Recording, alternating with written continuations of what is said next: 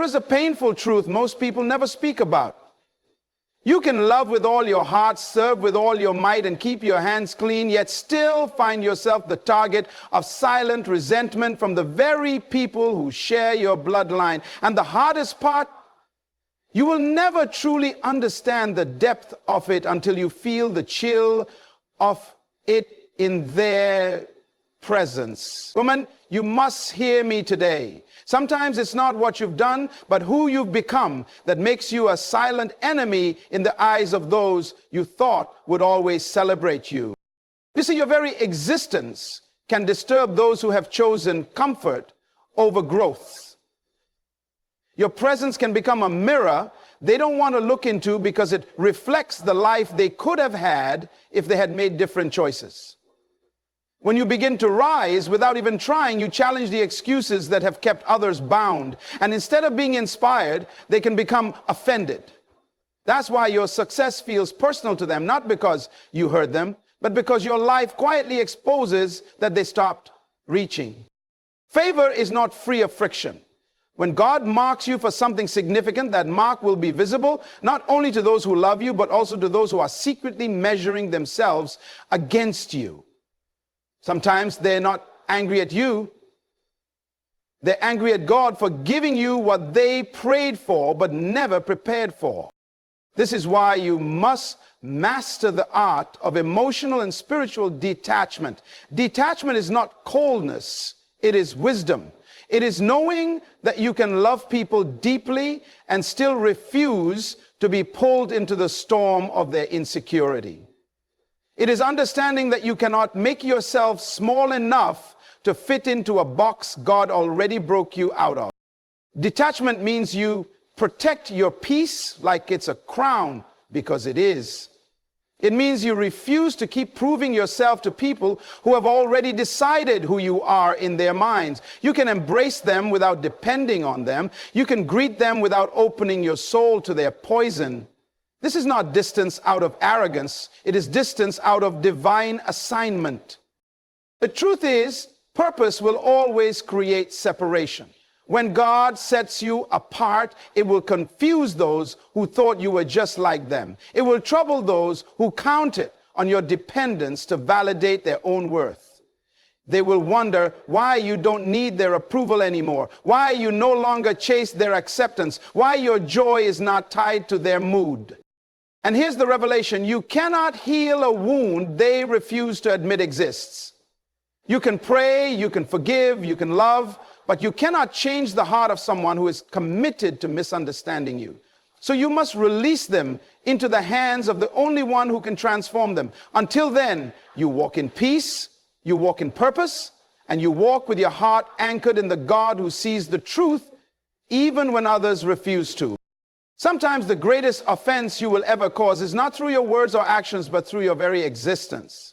There are people, even within your own family, whose hearts grow uneasy when you walk into the room, not because you have harmed them, but because you remind them of everything they could have been.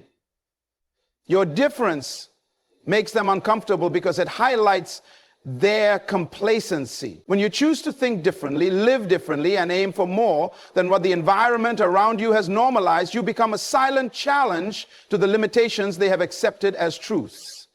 Your life becomes a statement without you speaking a word. It says, it is possible.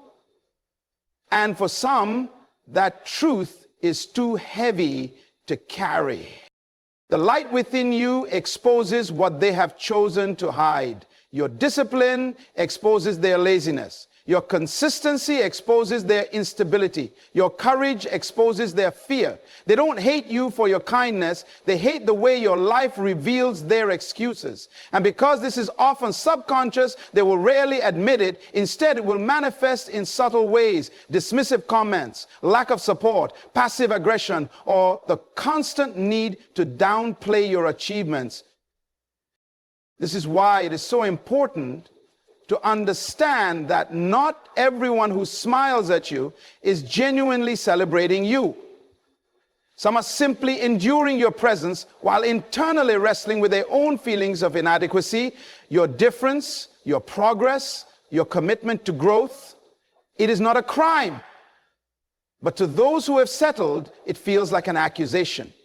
Without saying a single word, you disturb the comfort of their stagnation. And so they react not to who you are, but to what you represent. The uncomfortable proof that they too could rise, but have chosen not to. Favor has a way of drawing both admiration and animosity. When the hand of God rests upon your life, it becomes evident not just to you, but to everyone around you. Doors open that you did not knock on. Opportunities find you without you chasing them. Blessings seem to follow you even in seasons where others are struggling. To those with pure hearts, your favor becomes a testimony of God's goodness. But to those battling with envy, it becomes a silent provocation. Some family members will secretly resent you, not because you are unworthy, but because your life seems to attract what they have long desired yet never received. They watch as the things they prayed for land in your hands, and rather than rejoicing, they question why you and not them. They do not see the tears you've cried, the sacrifices you've made, or the seasons of faithfulness that have brought you here. They only see the visible result, not the invisible process. The danger of favor is that it is not fair in the eyes of man. God chooses according to his will, not according to human expectation. And when he chooses you, the evidence of his hand upon your life will disturb those who measure their worth by comparison. Instead of seeing your blessings as an invitation to trust God more deeply, some will interpret them as proof that God has bypassed them. This can lead to quiet bitterness, masked behind polite smiles and distant interactions. It is not your job to dim your light to make others comfortable. Favor is not something you can hide, nor should you. It is not arrogance to walk in the grace God has given you. It is stewardship. And stewardship will always expose heart. Family ties may bind people by blood, but they do not erase the human heart's capacity for insecurity, jealousy, or resentment. Many women assume that because someone is a relative, they will automatically be a source of unconditional love and support. Yet reality often proves otherwise. Blood can connect you genetically, but it does not guarantee emotional alignment, mutual respect, or spiritual maturity.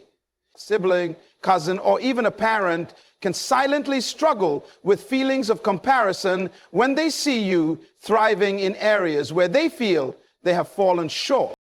Insecurity is not selective. It does not pause simply because the person it targets shares your last name. In fact, familiarity can sometimes magnify it.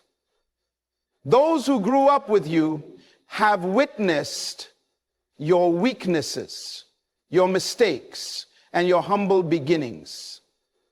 When they see you rise, part of them struggles to reconcile the person they once knew with the person you have become. They may question why your life has shifted while theirs has remained the same, and instead of celebrating, they find reasons to downplay your achievements or focus on your flaws.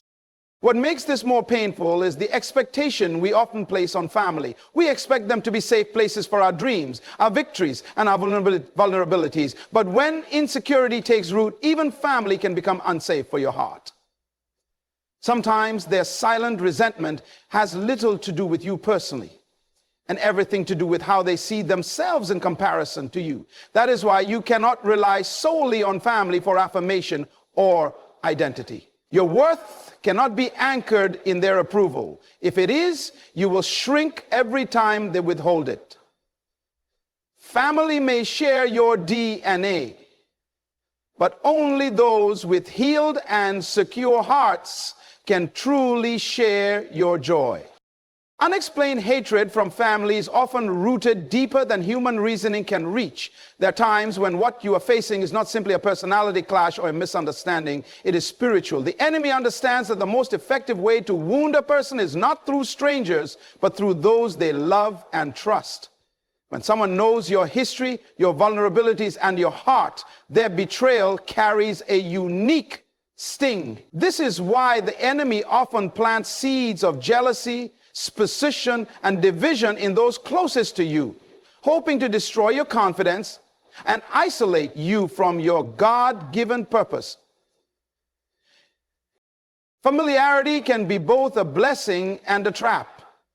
Those who know you well can support you deeply, but they can also become the most susceptible to offense when they see God elevating you.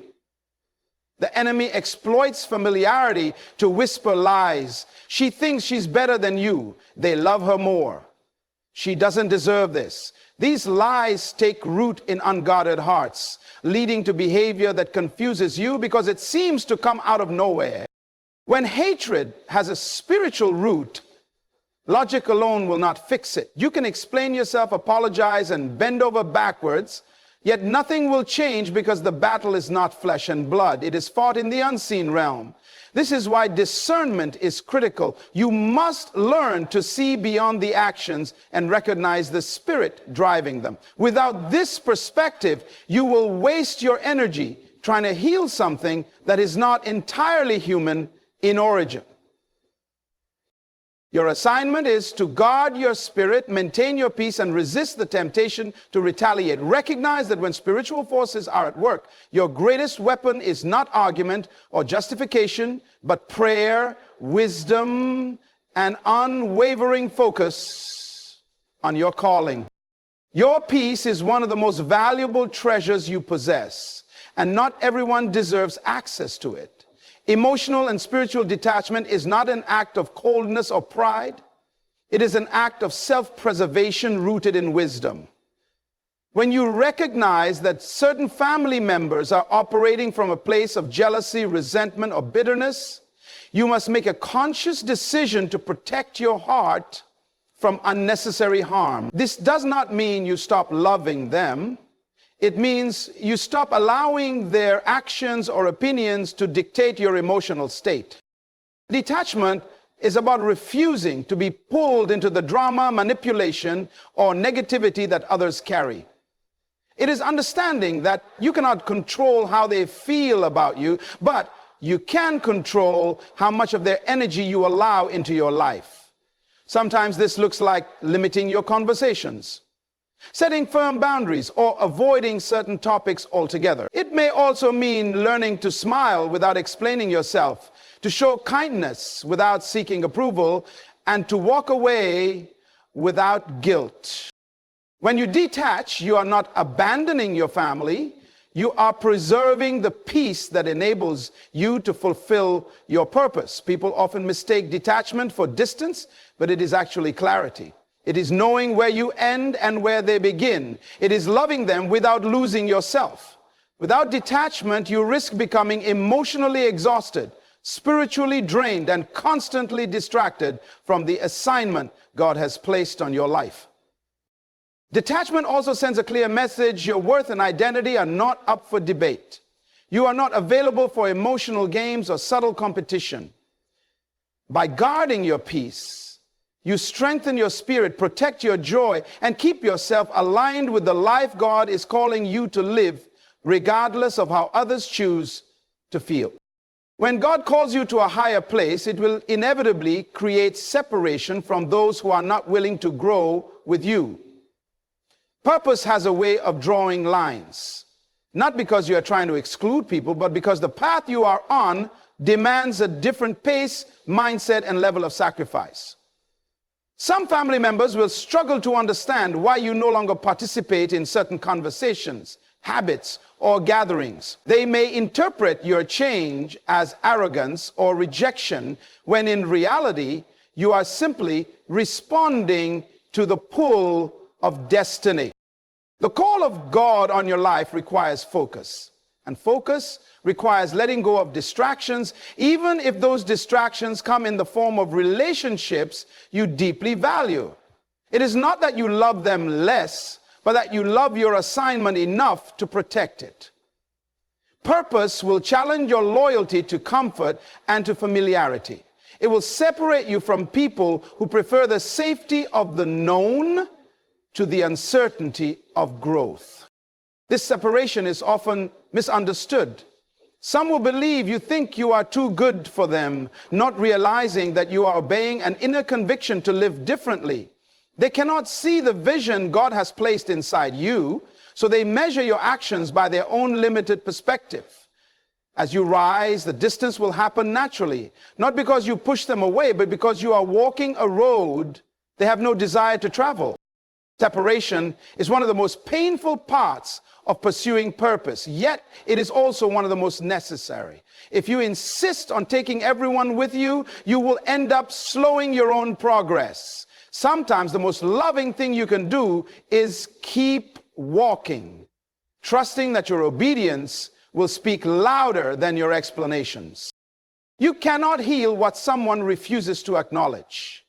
No matter how much you love them, pray for them, or try to make peace, change will not happen until they are willing to face the truth within themselves. Some family members will hold on to their resentment, jealousy, or misunderstanding because admitting it would require them to confront their own insecurities.